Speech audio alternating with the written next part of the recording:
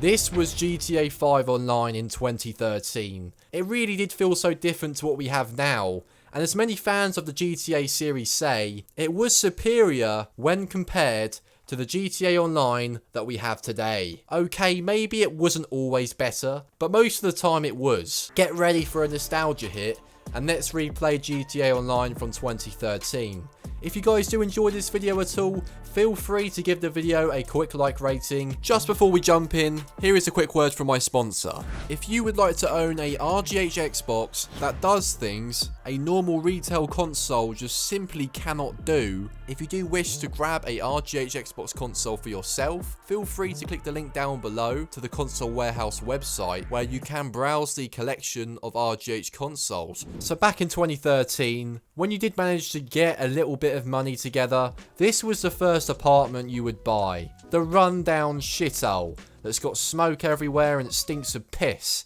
Although it's not the best, at least you could buy 2 cars now to keep in your garage. Otherwise, you have no apartment at all and you just can't store cars. This apartment was pretty cheap to buy. I think it was around 80 grand or something like that, so it wasn't too difficult to purchase. These were the type of cars you would have. I mean, here we go. We have a Blister.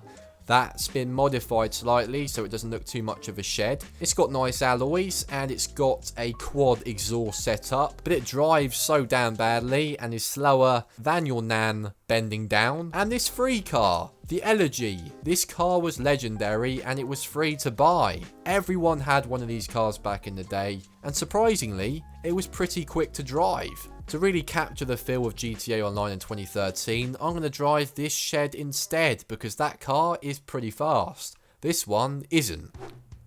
Blood. I know I'm getting shot at as soon as I drive out of my apartment. What is this guy doing? I've done nothing to him. What the hell? What are you doing? I'm going to have to put passive mode on in a minute and be a pussy. Oh, what the hell? Oh, here we go. He's coming back for me. Oh, where's my auto aim? I've got no auto aim, damn it. I still managed to kill him.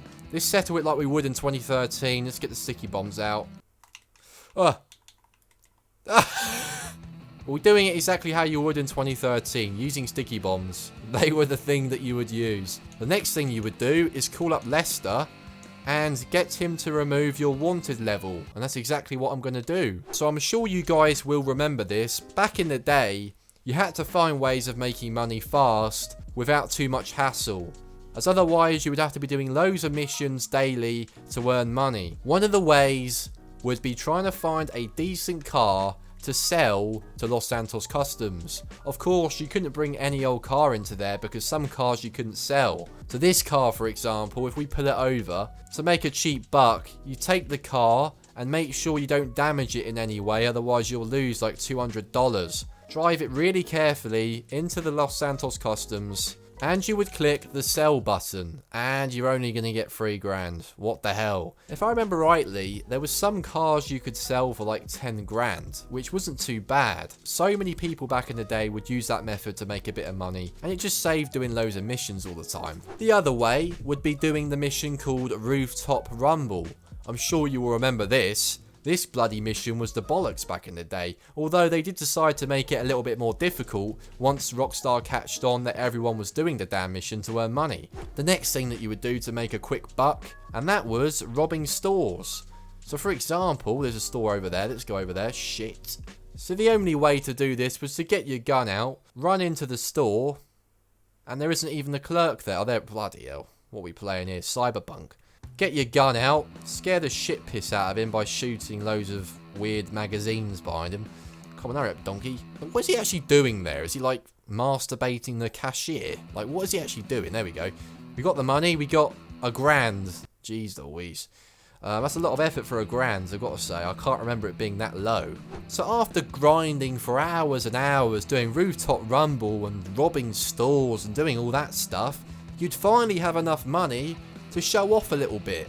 And the only way to do that was to buy the $400,000 apartment in GTA Online. Anyone who owned this apartment was known as the dog's bollocks. And when you finally had the money to buy it, that was the first thing you would do. So you'd go into the bloody internet on the game, you'd go into Dynasty, you'd see that absolute legendary $400,000 apartment, as you can see here, that can fit 10 cars in it. You'd click on it and you'd buy the little baby. You'd speed your ass across the map to that apartment, like I'm doing now in the blister, that can only drive about 100 miles per hour before it starts sounding like your mum's toaster, but it is what it is. Even just driving into this little garage here is giving me nostalgia, not gonna lie. The only thing now is, you need to start building up your car collection, because look at this, it's just, you know, empty space. Oh boy.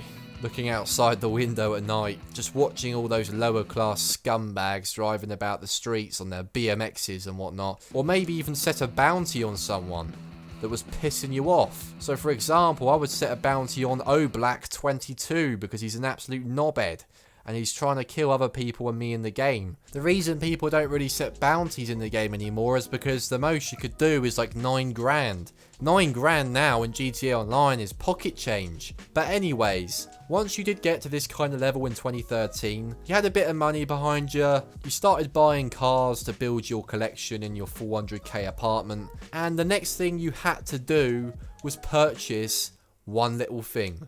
And I think you guys will know what I'm talking about. It's not an oppressor, but the adder, aka the Bugatti Veyron. You had to buy one. It was just something you had to do. It's $1 million, but at this point, you were playing GTA Online so much, you were pissing in bottles and shitting in cups because you couldn't leave your room. You had to play this game a lot to earn money.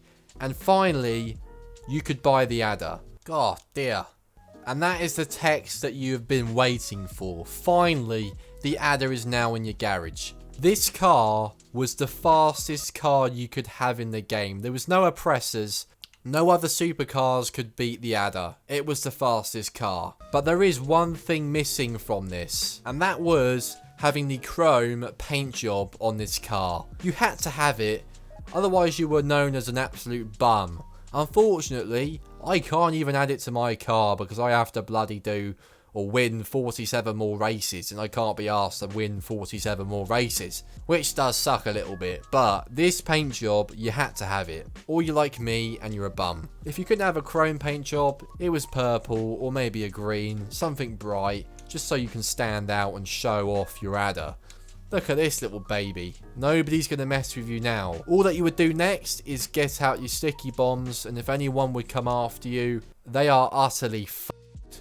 Now it doesn't end there, because as you might know, in some games that you would be in, you wouldn't have oppressors because they didn't exist, but you would see the odd person in a Rhino tank. That's right, a bloody tank that was so overpowered it was unreal. But unlike the oppressors, you could actually get away from them if you wanted to. Because it was a tank, it wasn't that fast. Once you got to this level, you would have to buy a Rhino tank, just to show anyone in the game that decides to use one against you who's boss. Here it is, 1.5 million. Not actually that expensive when you think about it. I mean, nowadays you're going to be spending that and more for a bloody supercar. You're getting a damn tank for 1.5 million. You buy it, you automatically feel the bollocks. And now all you had to do was call up Pegasus on your phone and order the Rhino tank for $200 anytime you needed it. We've got the location. Let's go and grab it. And there it is. Parked at a bloody bus stop place where you can grab the bus. Makes a lot of sense. No one is safe from this Rhino tank. It was the most overpowered vehicle you could get. And this guy's about to feel the full force if he doesn't keep running away like an absolute pussy. Look at that. He's dead. This guy over here is trying to get into his oppressor. Well, he's not gonna because I'm in a bloody tank and I'm gonna blow the shit out of him. He can die as well. There's his oppressor up there. Well, I'm sorry about this, but your mum, basically. And also your mum as well. This vehicle has done so much damage to this game, it deserves this fully. Oh shit, I just killed myself. And that, guys, was a trip down memory lane. GTA Online in 2013. I'm sure I did miss a few things that people used to do back in the day, but I did my best to cram as much stuff as I could remember from the old days in this video. Thank you guys very much for watching this video. Make sure to subscribe to my channel if you are new, and I will see you in my next video. And yeah, we just got killed by a griefer in about, I don't know, maybe about 2 seconds after getting out of the Rhino tank.